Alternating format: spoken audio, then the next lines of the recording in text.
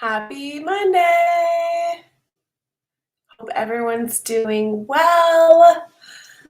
I am back at home with all my mess, but guys, there's even a Christmas present still on my desk. This is not just my desk. This is my shared desk with my husband. So that's my husband's gift to somebody. So just to make that clear.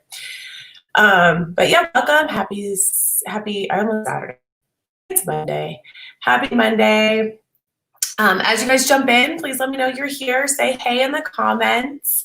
Hope everyone had a great weekend. I think I have some allergies going on. My throat just feels a little scratchy. So just, to be precautious, just in case I am getting a cold or something, I stayed home. So I wouldn't go put my germs in our office.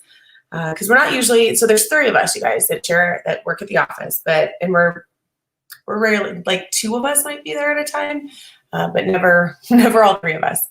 But it's still a shared area where I don't want to take my gross germs. So I'm going to stay home. And that was like pre-COVID, we would do that. We would have that consideration for each other. If we thought we were sick, we'd work from home because, nobody wants to be sick, especially during tax season. We don't have time for that, right? What else? I feel like something exciting happened. I don't know. I had the hardest time getting up this morning. So you guys, usually I'm pretty good on Mondays. Like I might be slow to get around, but I'm usually like, let's go. It's a new week, a new chance to, conquer my to-do list, all those things. And this morning I got up and I was just like, 5 more minutes. And then I got up and I came downstairs. I started my morning routine and I was like, nope, I need a nap. It was like 6 o'clock in the morning. But I was also really tired last night. I don't know if I just partied so hard this weekend. I don't party. I don't know. But like 6 o'clock, we were watching football yesterday. Go Tom Brady. Yay. If you're not a Tom Brady fan, sorry. But he is amazing and so fun to watch. And I picked against him, you guys. I picked Green Bay in that game. I wanted Tampa to win, but I picked Green Bay, and man, I wish I hadn't. Because then I also picked Buffalo, mostly because I hate Kansas City. I just couldn't pick them. Back to bite me in the butt. Anyway, all right. So looks like people are still jumping on. So I will give you guys a few more seconds, just for a couple more people to jump in before we get started on today. Good morning, Mark. I'm excited about today. So every year, you guys, in January, I do a 1099 training. I say every year for the last 2 or 3 years. But this year, there is this new 1099 NEC form. It's a non-employee compensation. We're going to talk about that. And it's important, you guys, because this form, so today we're going to talk about what it is, why it's important if you're a business owner, kind of get the feelers out, like, shoot, should I be completing this form for my contractors? And the good news is it's the 25th right now when we're recording this. You do not need to get these forms filed until Monday, February 1st this year, and we'll talk about deadlines in a second. But that means you got a week. And if you collect some information from your contractors, then we got to get going, right? So let's go ahead and jump in, since I kind of already did. You guys, I don't have coffee this morning. Like, what is happening? I have water. I always have water, but I usually have coffee. I have not had my coffee yet this morning. All right. We got it. We're fine. So I already kind of talked about this, but what is the NEC, the 1099 NEC form? So it replaces the 1099 miscellaneous box 7, right? So if you think back, if you guys are, if you're new to business, okay, the 1099 forms are issued from a business to somebody you pay over $600 via certain methods of payment to, all right? And up through last year, up through 2019, you gave your contractors a 1099 miscellaneous, and you filled out box 7. And that was the money you paid to your contractors, your vendors, anyone who you paid over a certain threshold from cash or a bank account, and it was a record, right?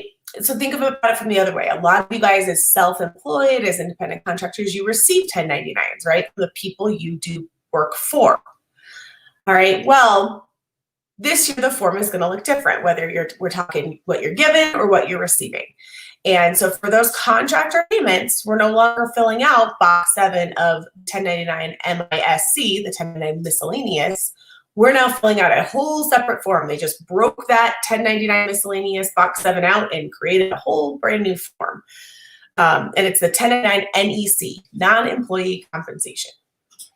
Okay, and so this for all payments you said, contractors, vendors, anyone who's not a W-2 employee, all right, that you paid over a certain threshold. So let's jump into that. So who needs to file a 1099 NEC?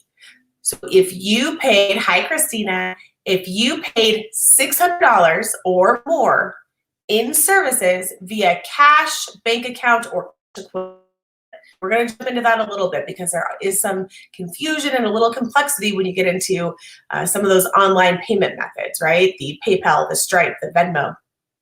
So you specifically do not have to file this 1099 NEC if you're making payments via PayPal or credit card. The reason being, PayPal and credit card fall under this other umbrella. It's a 1099K filing requirement that especially excludes you from having to pay or having to file this 1099 NEC.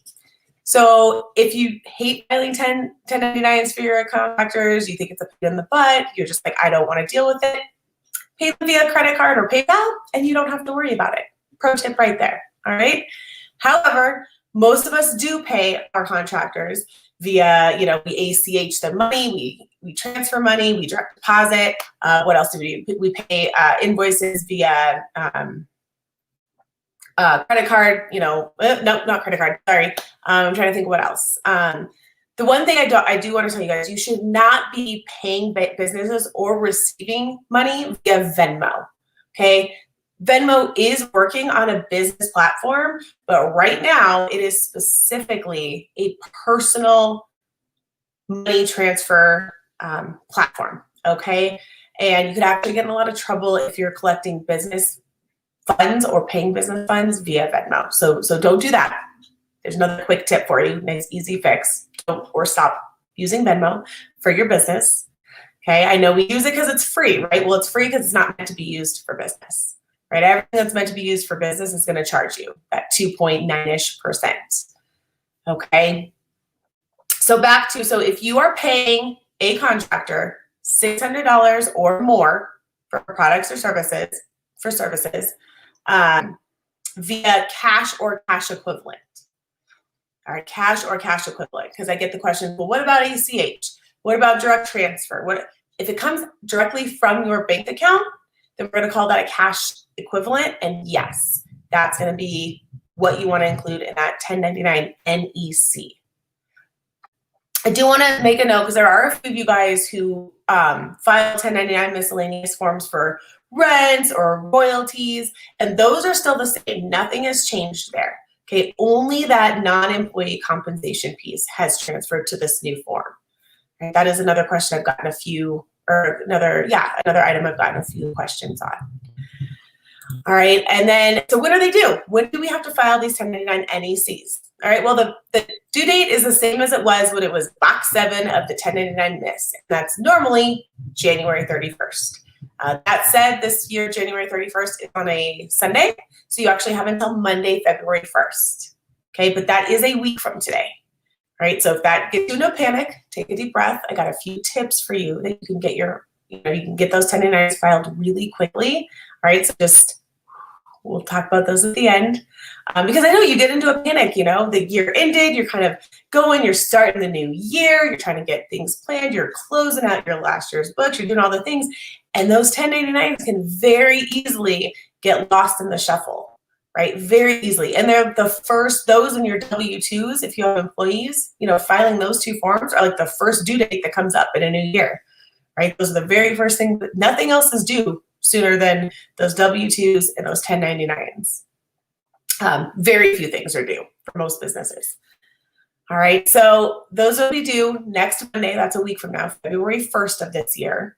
Okay, so then the next thing I get is, well, what's the penalty if I don't file them, or if I forget, or if I file late. So I will have to check on these. I don't think it got updated this year, but I meant to update this. So last year, and I don't think it's changed. If it has, I will come in here and let you guys know, but it was $50 per return that you end up filing correctly if you're less than 30 days late. Okay, that over doubles if you file it after 30 days, but before August 1st. And then it's up to almost $300 if you file it after August 1st. Okay, guys, and that's per 10. So get those filed. Okay, so how do you file? How do you file this 1099 NEC? So you can paper file, and you can paper file what's called the 1096 with all the corresponding 1099s, but that's gross. Nobody wants to paper file. That takes way too much time. The post office, we love the post office, but it's, okay, so what I recommend you guys do, if you use QuickBooks Online, you can use them. Okay, there's actually a 1099 filing, not a platform, tool in QuickBooks Online that you can use. I don't use that, even though I use QuickBooks Online, because my favorite is Track 1099. I've actually included the link, I think, in the comments, whether you're watching this above or below. And the pricing, like, you can't beat the pricing, you guys.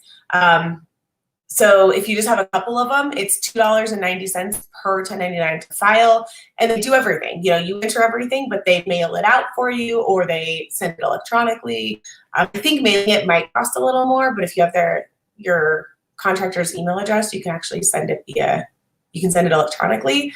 And then it gets cheaper the more you have, right? So if you're one of those kind of businesses that has, 300 1099s to issue, it actually priced down to less than $1 a piece. All right, so it goes down the more you have to do. And so what you need, though, you guys, what gets people in a pickle at this point is because in order to file these 1099s, yeah, you need to know the amount you paid, which you have, right? Because your bookkeeping records show how much you paid that vendor. However, you also need their official or legal business name, their tax ID number. I know a lot of our contractors work under their social, but a lot of them work under a business ID. And a lot of times we don't know where they want those funds what they want those funds issued under, right?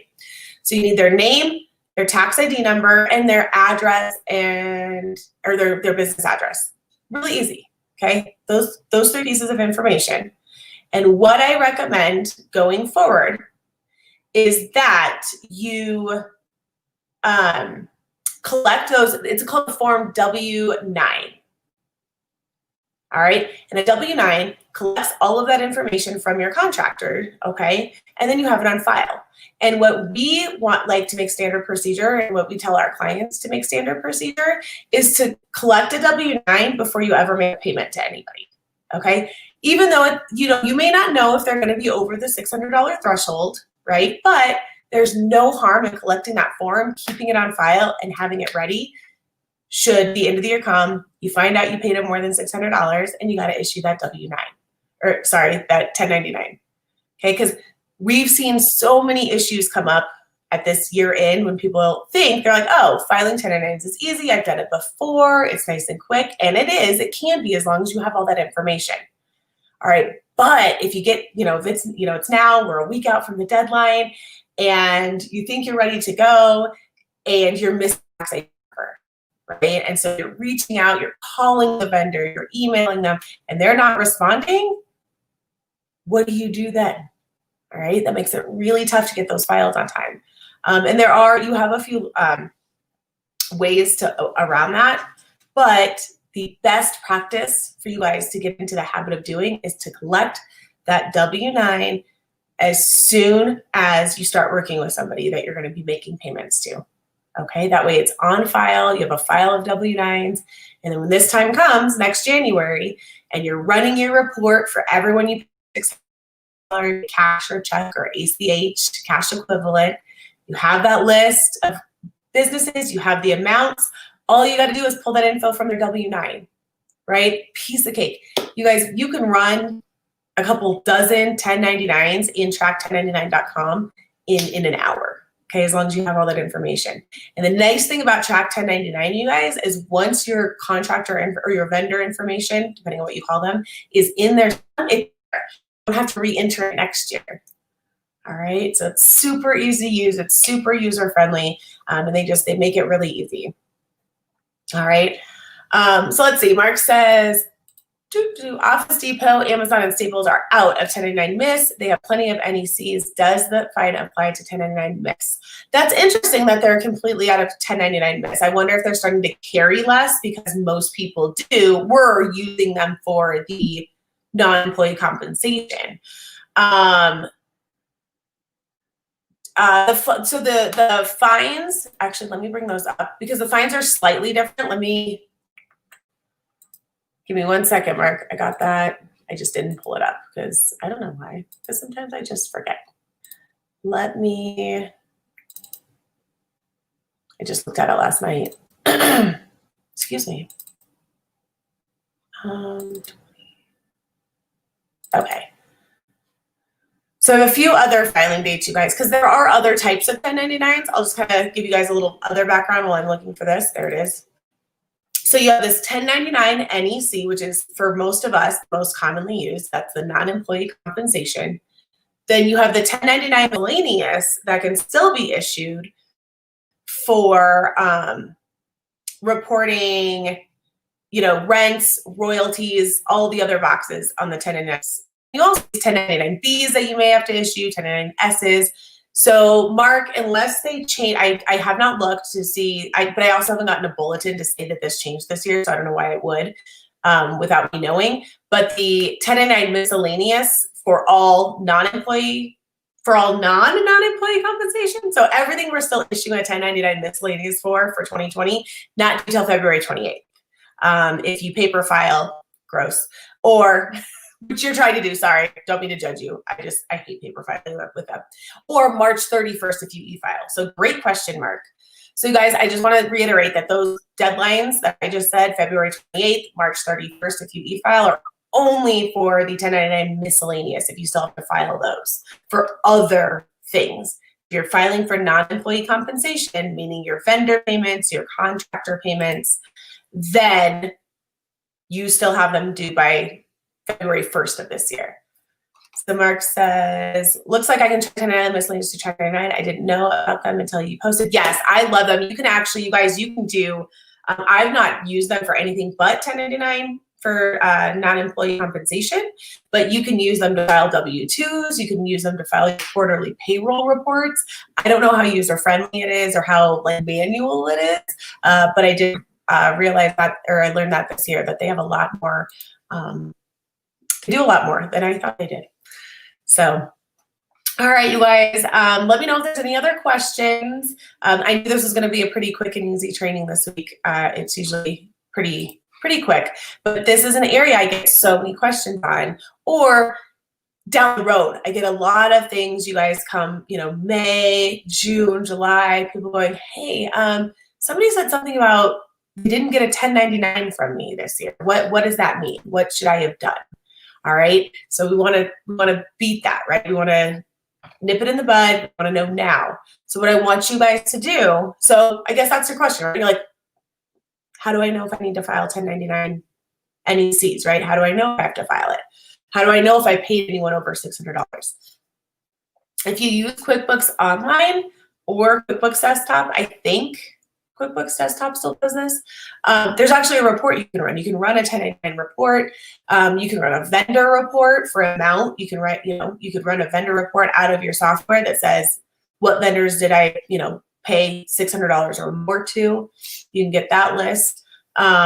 If you don't use a bookkeeping system, I guess you could go through your statements. A lot of times what I would do is if you want to export all of your bank statements, your business bank statements, right? And then if you export them into an Excel spreadsheet, you could organize by payee, right? And you could subtitle. So it depends on what bookkeeping method you use.